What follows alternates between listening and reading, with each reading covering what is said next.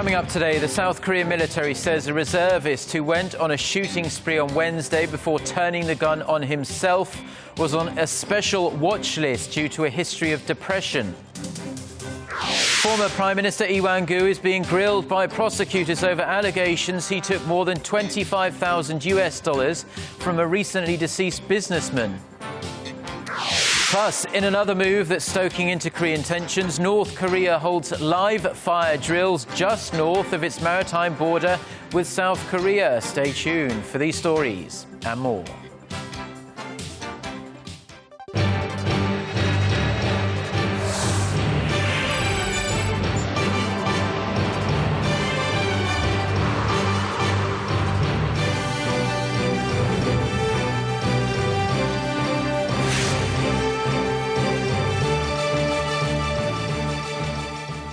Hello, it's noon on Thursday, the 14th of May. You're tuned in to our midday newscast here on Arirang TV. Thanks as always for joining us. I'm Mark Broome. We start with Wednesday's shooting spree at a South Korean military reserve training camp in Seoul. A 23-year-old reservist killed 2 and wounded 2 before killing himself. The man had a history of depression while doing his mandatory military service. Prior to the Army's announcement of its investigation results, expected Thursday afternoon, officials from Korea's ruling party and the Defense Ministry held talks on the incident at the National Assembly. Jim Young-gil starts us off. Lawmakers lashed out at Defense Ministry and Army officials questioning why a reservist with a record of mental health issues was allowed to attend the training. Defense Ministry officials reported that the 23-year-old gunman, Che, had been sent from one unit to another as he failed to adapt to his military life during mandatory service. The Defense Ministry will conduct a thorough probe into the accident to resolve any suspicions. We promise to prevent tragic recurrences in the future. We express condolences to the victims and their bereaved families and to those who are hurt. Defense Committee members also asked why 9 active duty soldiers, including 3 captains, at the site during the practice shooting didn't take action to prevent casualties. They were positioned to ensure the safety of 20 firing lines during the drill. Lawmakers said they doubted whether the supervisors took proper security procedures and reprimanded the military's lax management of training and weapons. The Army promised to put safety first. The Defense Ministry has issued guidelines to strengthen the safety of shooting practices and will thoroughly assess the accident to devise measures to overhaul the reserve forces training system. All Korean men must complete nearly 2 years of mandatory military service, and they go on to the reserve forces, where they attend regular training to maintain skills and readiness. Jim Young-gil, Arirang News. Former Prime Minister Lee Wan-koo appeared before prosecutors on Thursday for questioning over alleged bribery. Addressing a crowd of reporters, he apologized for causing public concern and said, quote, "Nothing in the world beats the truth." When asked about the accusation, he declined to answer. He's suspected of accepting roughly $27,000 from late businessman Song Wan-jong back in 2013 during his campaign for a parliamentary seat. The former Prime Minister is the second official on Song's bribery list to face questioning following Governor Hong Jun-pyo of Gyeongsang-namdo Province. North Korea conducted live fire drills near its western maritime border with the South late Wednesday night, further inflaming tensions that have been simmering for weeks now. South Korea's Joint Chiefs of Staff says the North Korean military fired about 130 artillery rounds near waters north of the Northern Limit Line, or NLL, in the West Sea. The firing started at around 9 p.m. Korea time and finished about 90 minutes later. The drill started roughly 6 hours after North Korea notified the South that it would be holding firing exercises through midnight Friday in designated areas. The South Korean military said none of the shells fired on Wednesday night landed on the south side of the Northern Limit Line. North Korea has criticised South Korea over the ongoing wage dispute at the inter-Korean Kaesong industrial complex, hinting that the North Korean workers there could walk off the job unless the issue is resolved soon. Pyongyang's General Bureau for Central Guidance on the Development of the Special Zone issued a statement on Wednesday saying the complex was a special economic zone created to work together with private South Korean companies, and added there was no need at all for the South Korean government to meddle in the situation. It then slammed Seoul for being cheap over the already low wages the North Korean workers receive at the Kaesong complex. The statement comes as the two Koreas remain embroiled in this wage dispute after the North unilaterally decided to hike the minimum monthly wage for its 53,000 workers at the inter-Korean factory zone. Now, the world is still abuzz with North Korea's surprising and shocking public execution of its defense minister for not following Kim Jong-un's orders to the letter. Now, since becoming leader, Kim has been resorting to regular executions in order to maintain his grip on power. But many analysts are now saying that this latest high-profile case could indicate a power struggle is happening in Pyongyang. Kim Hyun-bin reports. He's at it again. Just 16 months after personally ordering his uncle Chang Song-taek be put to death, Kim Jong-un gave the green light for the execution of his defense minister Hyun Yong-chol for supposedly disrespecting him and slacking off on the job. A report in South Korea's Jungang Daily on Thursday says Hyun's family had to stand witness to the execution late last month, watching as shells from an anti-aircraft gun tore Hyun's body to shreds.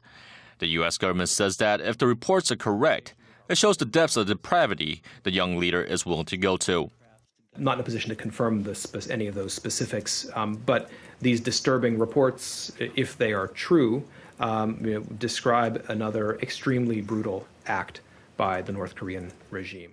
Citing related experts and analysts, international media outlets, such as the BBC and the UK-based Guardian newspaper, say Kim Jong-un's latest move could give cause for concern about North Korea's stability.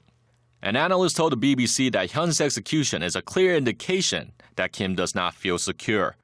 Another told The Guardian that the situation as it stands looks quite worrisome.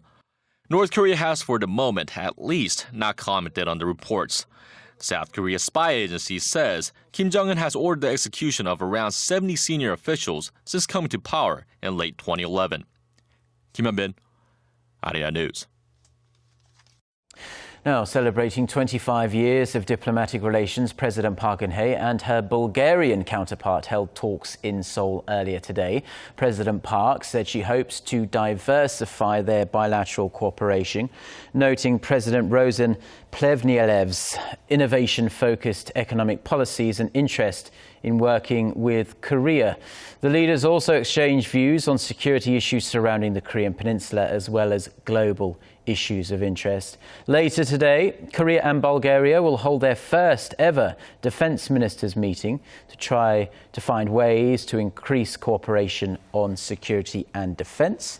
Korea's presidential office says today's summit is expected to help Korea boost its ties with Bulgaria and the European Union as a whole. Japanese media outlets have hailed President Park's positive attitude during a recent meeting with Japanese business leaders here in Seoul. Various sources, including the Mainichi Shimbun, report the Korean leader on Wednesday expressed her hopes to improve Seoul-Tokyo relations. It said President Park's decision not to mention historical issues could be an indication that the Korean government hopes to build stronger economic ties with Japan, despite the simmering tensions over historical issues like wartime sex slavery. South Korea has appointed a new ambassador to Russia. Seoul's foreign ministry said on Thursday that Park No-byuk, a seasoned diplomat who served as the chief negotiator for revising South Korea's nuclear cooperation pact with the United States, will take up this very important post. Seoul and Washington struck a deal last month enabling South Korea to expand its non-military nuclear program, and Park played obviously a big role in that. Now, Park is expected to leave for Moscow later this month to replace the current ambassador, Wee Sung-nak. The International Monetary Fund has further cut Korea's growth forecast for this year to 3.1%. That's down 0.2 of a percentage point from its projection made just last month.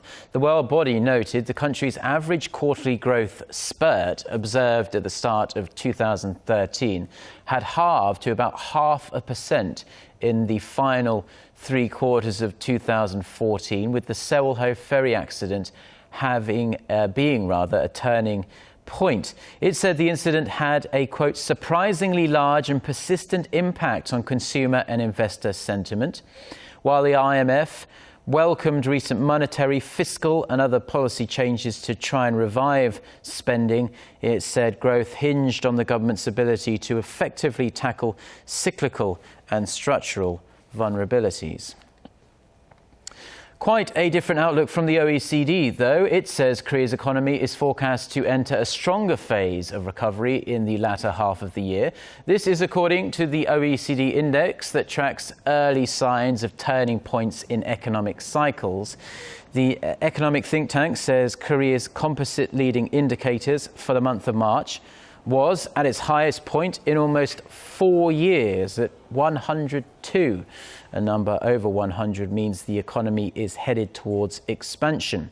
The index is produced using 10 economic components, including stock market performance, outlook for manufacturers, and consumer sentiment.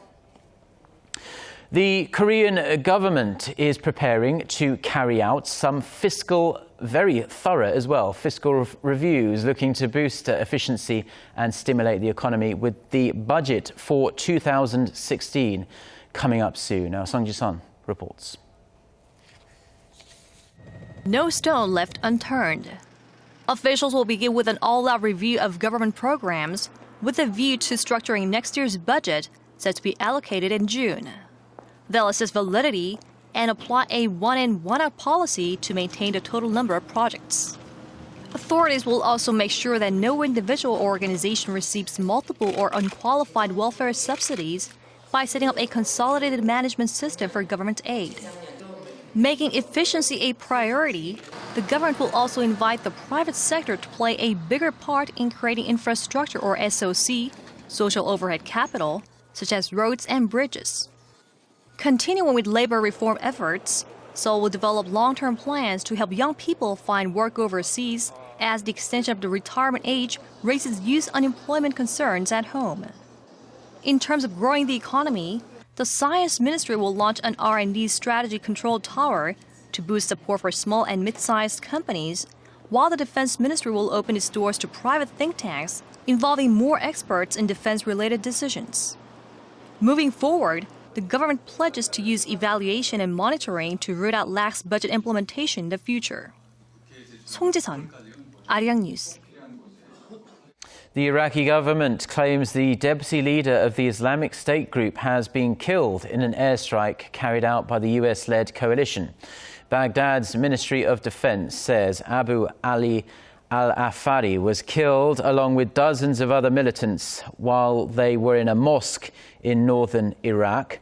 The ministry didn't say when the strike took place, but one official told the Associated Press that it happened on Tuesday. Over the last few weeks, there had been unconfirmed reports that al-Fari was acting as a temporary leader of this group. Islamic State leader Abu Bakr al-Baghdadi is thought to have been seriously injured as a result of an airstrike in Iraq back in March.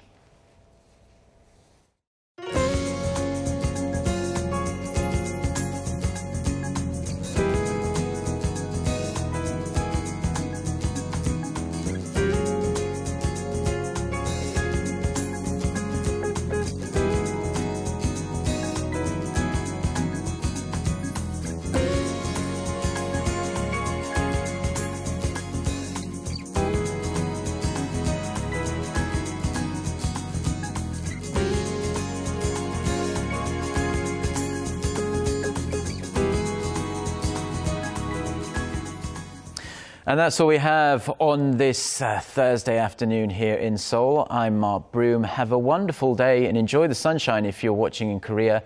We do hope to see you at the same time on Friday. Goodbye.